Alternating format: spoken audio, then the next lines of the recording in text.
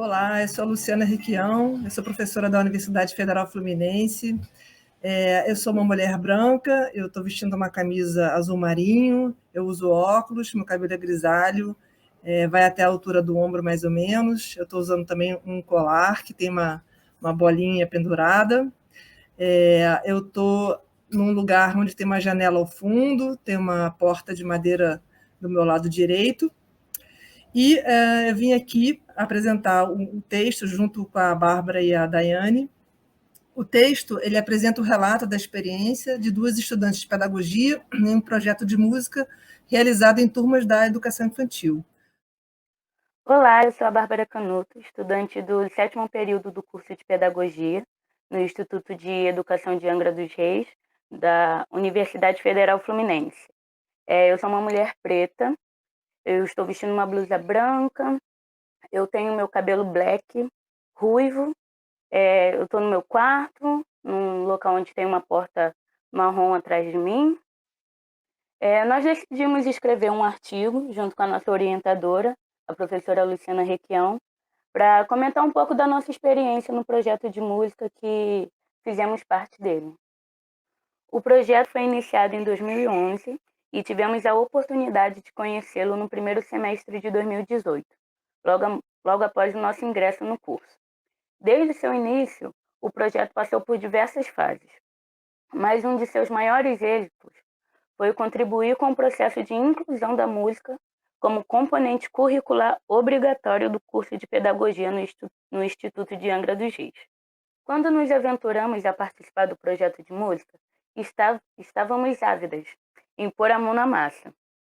Por coincidência, a professora coordenadora estava propondo que o grupo de estudantes participantes do projeto fizessem intervenções musicais em sala de aula com estudantes de educação infantil, de uma escola municipal que estava localizada ao lado do IEA. Isso era tudo que a gente queria. Mas como poderíamos proceder se até então não tínhamos nenhuma formação em música? Bem, a biblioteca do projeto contou com muitos materiais didáticos disponíveis. E o incrível é que a maioria é destinada a professoras como nós, que somos chamados de não especialistas. A coordenadora do projeto estava preocupada, naquele momento, em observar como nós poderíamos nos apropriar daquele material, o que de fato compreenderíamos, como colocaríamos em prática as atividades propostas, de que modo selecionaríamos o material a ser trabalhado.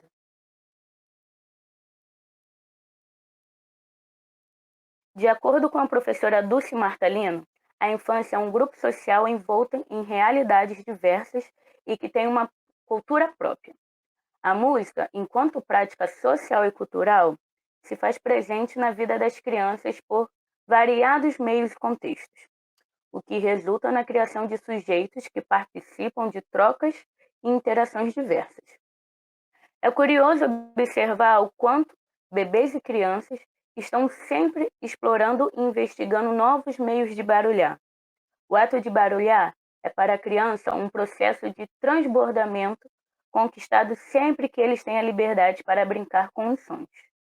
Nesse sentido, a professora Viviane Beniker nos ajudou a pensar na necessidade de não deixar que as descobertas ficassem somente a cargo do disponível às crianças em seu entorno imediato, mas que elas deveriam ser provocadas não só à exploração do mundo sonoro, mas também à criação desse mundo. A autora nos desafia a perceber como as crianças se engajam nas atividades propostas e observa a importância de um ambiente de trabalho coletivo, em que as crianças se sentem seguras para expressar as suas ideias, o que parece ser um reflexo da valorização e do respeito da professora pelos seus modos de fazer e pensar música. Compreendemos ainda a importância da integração da música com outras linguagens, uma vez que incluir essas outras formas de expressão não é apenas um recurso para tornar mais prazerosa a aula, mas uma necessidade real, enquanto se leva em conta tantas as especificidades da música quanto o desenvolvimento infantil. As coisas pareciam fazer sentido, mas como isso tudo se daria, de fato, em sala de aula?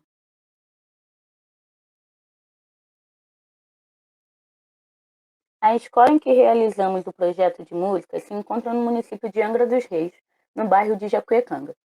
Uma escola pública, que possui séries da pré-escola ao quinto ano. As salas de aula têm um tamanho considerável, onde conseguíamos realizar as atividades com as turmas. Eram turmas da educação infantil. Nós dividimos em 2 grupos, cada um com 3 graduandos em pedagogia. Os membros de cada grupo possuíam responsabilidades diferentes na hora de realizar as atividades propostas em sala de aula. O primeiro era aquele que regia a aula, aquele que possuía o primeiro contato com as crianças.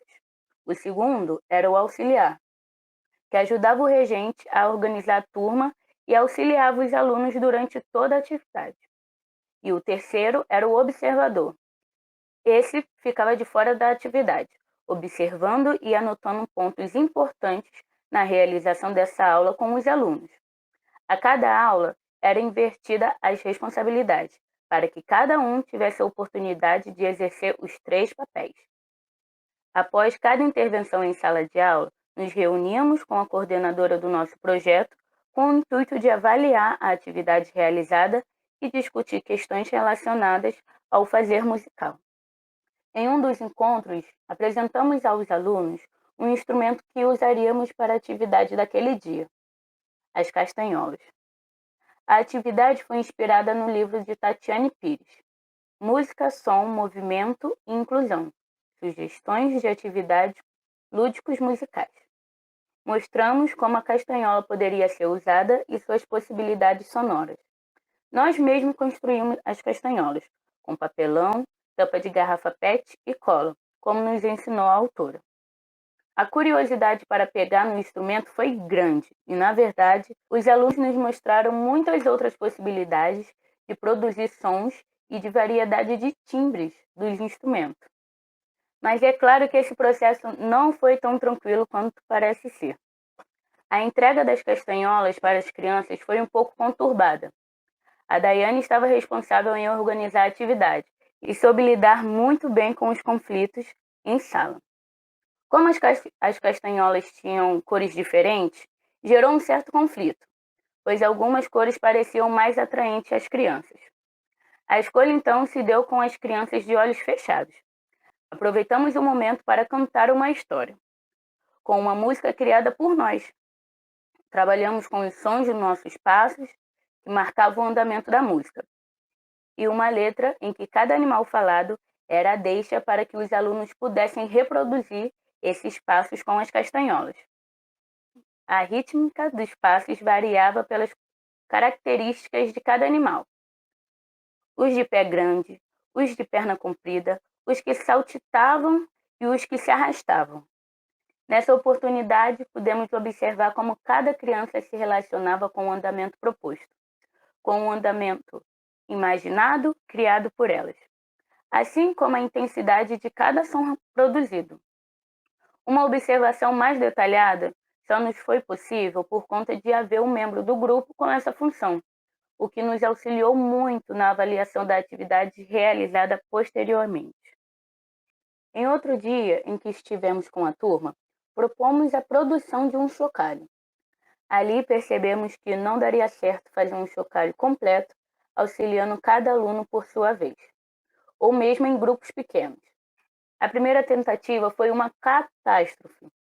A turma ficou totalmente dispersa, até mesmo dificultando os alunos que estavam mais concentrados construindo o instrumento. Foi aí que tivemos a ideia de dividir os alunos em grandes grupos. O primeiro grupo colava o fundo do chocalho, feito de rolo de papel, e inseria os grãos de feijão em seu interior. O segundo grupo colava a tampa e decorava o chocalho. O último momento era onde os alunos poderiam utilizá-lo, experimentando suas sonoridades. Propusemos ouvir algumas músicas e incluir os sons dos chocalhos em seu acompanhamento. Contamos história e ali estavam também os chocalhos, sonorizando ambientes muito variados, como florestas ou a rodovia Rio Santos, que fica ali na saída do bairro.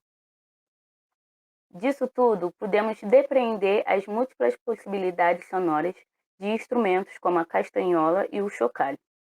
Mesmo produzido com uma mesma fonte sonora, o chocalho, podemos ouvir a diferença do som do chocalho da cobra ou do motor do trator.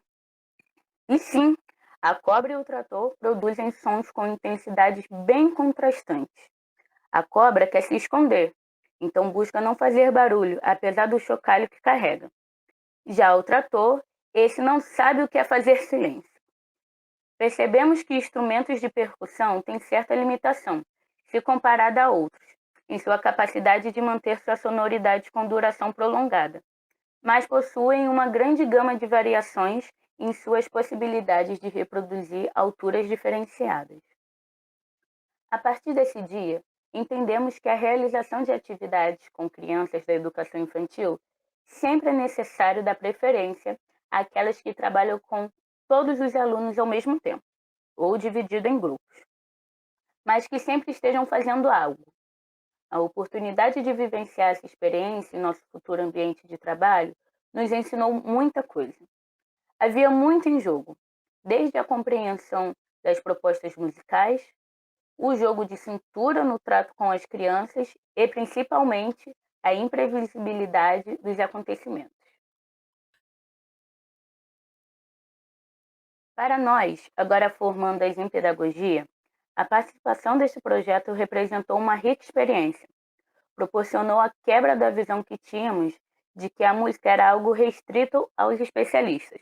Confessamos que os livros didáticos muitas vezes não dão essa impressão. Foi necessário consultar uma grande quantidade de material até escolhermos a atividade que, enfim, nos sentíamos confortáveis em realizar. Além disso, na maioria das vezes, os planejamentos não davam certo, o que nos faz perceber o quanto de conhecimento e experiência é necessário para se tornar professora. Porém, a música está aí, e a conhecemos desde muito pequenas. Algumas provocações foram necessárias, sim, explicações, exemplificações e mais um monte de ons. Mas a experiência em trabalhar com a música no âmbito escolar, com as sonoridades, sem ser algo somente recreativo, como muitas vezes vemos ser esse o papel da música encontrada nas escolas, trouxe um aprendizado necessário para a nossa formação, além de nos dar muita satisfação e alegria. Foi muito bom ver os alunos construindo instrumentos, proporcionar a eles um contato com a música que não seja somente em ouvi-la nos rádios, celulares e afins, mas também de fazer a música com suas próprias mãos e ouvidos. Além disso, a experiência em saber lidar com situações que nos livros e pesquisas na internet não encontramos, mas que poderiam ocorrer e ocorreram na realização das atividades em sala de aula. De ter a oportunidade de traçar estratégias para quando o planejado saía do nosso controle. No desafio de compreender e pôr em prática os elementos utilizados nos livros didáticos, de autores que possuem um conhecimento específico sobre música. Isso tudo nos fez compreender o professor como um eterno pesquisador, onde sempre se encontra ensinando e também estudando e aprendendo. Nem sempre é possível incorporar imediatamente tudo o que está disponível, desde livros, lives, conversas, observações, práticas, etc. Mesmo assim, nos sentimos muito mais preparadas para atuar no âmbito escolar. Essa experiência tão inesperada quanto imprevisível nos faz melhor entender o que nos mostra a professora Teca Alencar de Brito, quando indica a necessidade de uma organização curricular aberta à emergência de acontecimentos, de interesses e propostas atentas ao ramificar. É isso que esse projeto representou para nós. Obrigada!